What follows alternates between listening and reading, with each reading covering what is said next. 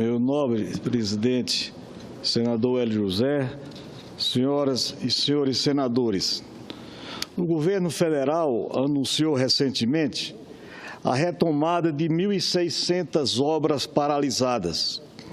Estas obras foram interrompidas pelos mais diversos motivos, mas podemos dizer, de modo geral, isso ocorreu em decorrência da crise econômica que enfraqueceu a capacidade de investimento público e privado em nosso país. As obras em questão são todas de pequeno porte, muitas delas em cidades interioranas, mas de suma importância para as comunidades locais envolvidas.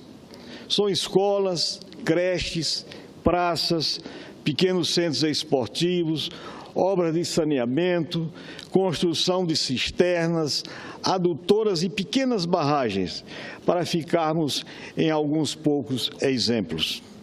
No meu Piauí, o meu Piauí será diretamente beneficiado, não apenas a capital Teresina, mas também outros 34 municípios do estado. Serão retomadas 48 obras, em um investimento total de mais de 100 milhões de reais. Nessas localidades, uma obra de alcance social, por mais simples que seja, faz uma diferença enorme para a população que frequentemente não dispõe sequer de água tratada nem coleta de esgoto. O impacto na economia dessas cidades é imediato. Com a melhoria da qualidade de vida, as pessoas adoecem menos e pressionam menos o sistema público de saúde. Com mais educação, os moradores conseguem melhores empregos, incrementam suas rendas familiares e interrompem a lógica do êxodo que sempre ditou os movimentos populacionais ao longo da história do Brasil, dos pequenos municípios rumo às grandes cidades. Estas ações também beneficiam, ainda que indiretamente, os grandes centros urbanos, com a diminuição dos bolsões de pobreza em suas periferias. O novo ciclo virtuoso é bom para todos e impacta positivamente o Brasil inteiro. O governo estima que gastará cerca de 3 bilhões e 400 milhões de reais, meu nobre senador Hélio José. Um louvável esforço, dado a dramática situação econômica que o país atravessa. Mas é importante alegar e alertar que o esforço não pode se restringir às pequenas obras. Empreendimentos de grande vulto, iniciadas em administrações anteriores, como são fundamentais para a economia do Brasil, especialmente para o Nordeste. Exemplificamos. A transposição do Rio São Francisco é um exemplo típico, uma obra essencial, já em estado avançado, com cerca de 90% de avanço físico. A situação crítica vivida pelos brasileiros do sertão nordestino é impositiva para que esta importante obra continue sendo objeto de prioridade e atenção por parte do governo federal. Senhor presidente Hélio José, senhoras e senhores senadores, o drama da seca merece destaque. E, por essa razão, peço licença para abrir um parêntese sobre assunto de grande interesse para o povo piauiense, o meu querido estado do Piauí. Mesmo assentado sobre um verdadeiro mar de água doce subterrânea, trata-se do aquífero Cabeça, tem assistido aos seus filhos morrerem de sede ao longo de sua história. Por isso, iniciei um conjunto de ações e articulações que possibilitam a implantação da Adutora do Sertão, uma obra definitiva de alcance social inestimável que acabará com a sede do semiárido piauiense, levando água de excepcional qualidade para mais de 600 mil habitantes em 51 cidades do estado, especificamente na região semiárida, livrando o Piauí das ações paliativas de carros-pipa. Meu nobre presidente Hélio José, é imprescindível também a retomada das obras da ferrovia transnordestina. Se estivesse concluída, teríamos hoje um magnífico corredor de escoamento da produção agrícola, com a interligação da cidade de Eliseu Martins aos portos do Pecém, no Ceará, e de Suape, em Pernambuco. Lamentavelmente, a transnordestina tem se arrastado ao longo dos últimos 10 anos, entre períodos de paralisação, de retomadas e execução em ritmo lento, sem expectativa de uma retomada vigorosa e permanente. Isso tem prejudicado sobremaneira o desenvolvimento social e econômico planejado para a região Nordeste como um todo. Obras desse porte, senhor presidente, quando paralisada, arrasa a economia de municípios inteiros.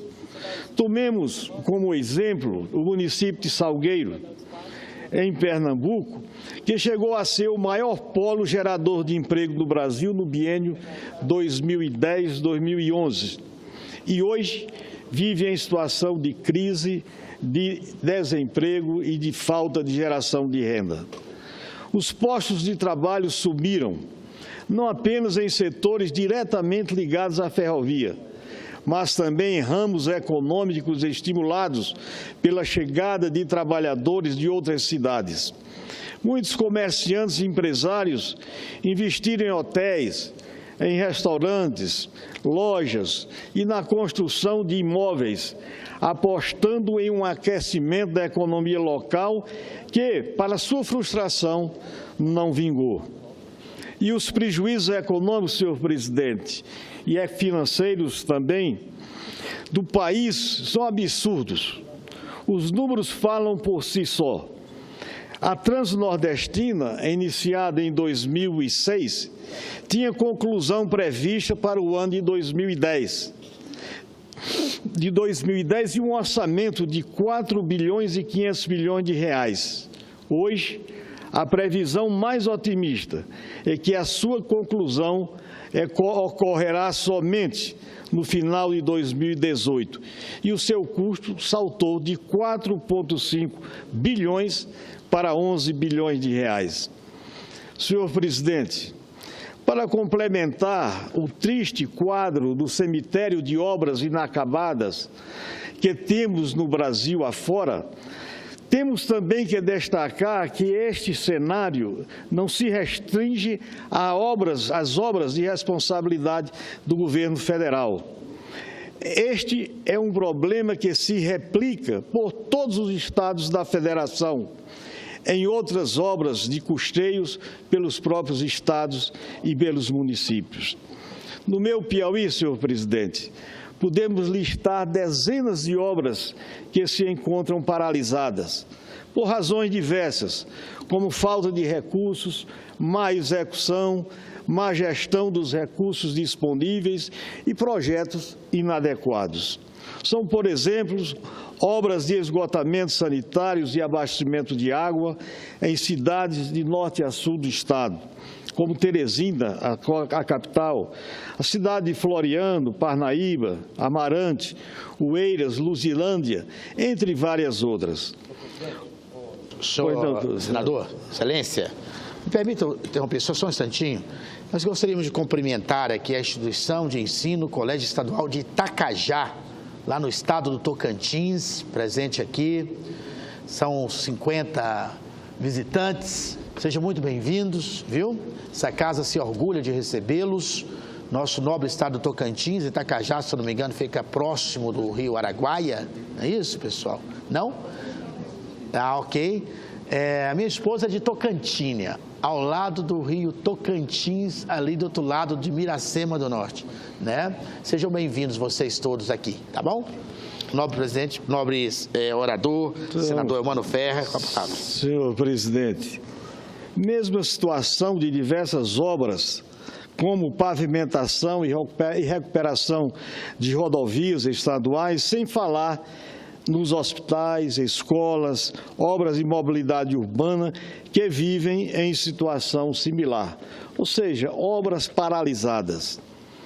A oportuna atitude do governo federal de retomar nos próximos meses estas 1.600 obras paralisadas deve servir de exemplo para os demais entes da federação, com planejamento e organização, mesmo frente às dificuldades financeiras de investir em ações de infraestrutura indispensáveis para o desenvolvimento social e para a retomada do crescimento econômico da nação.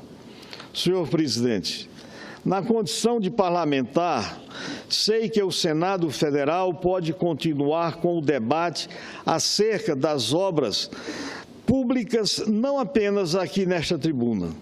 Em especial, gostaria de ressaltar, senhor presidente, que no dia 8 de novembro último foi instalada a comissão especial que fará um levantamento das obras federais paralisadas e identificará as causas da paralisação, além de propor leis para evitar novas ocorrências.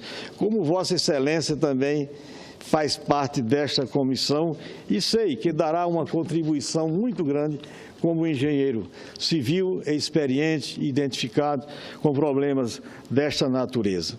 Eu também, senhor presidente, faço parte dessa comissão com mais 8 senadores, incluído Vossa Excelência, sob a presidência do senador Ataídes Oliveira, a relatoria do senador Wilder Moraes, do Estado de Goiás, que assumirão a responsabilidade de marcar a posição do Senado Federal frente a este tema de tamanha gravidade.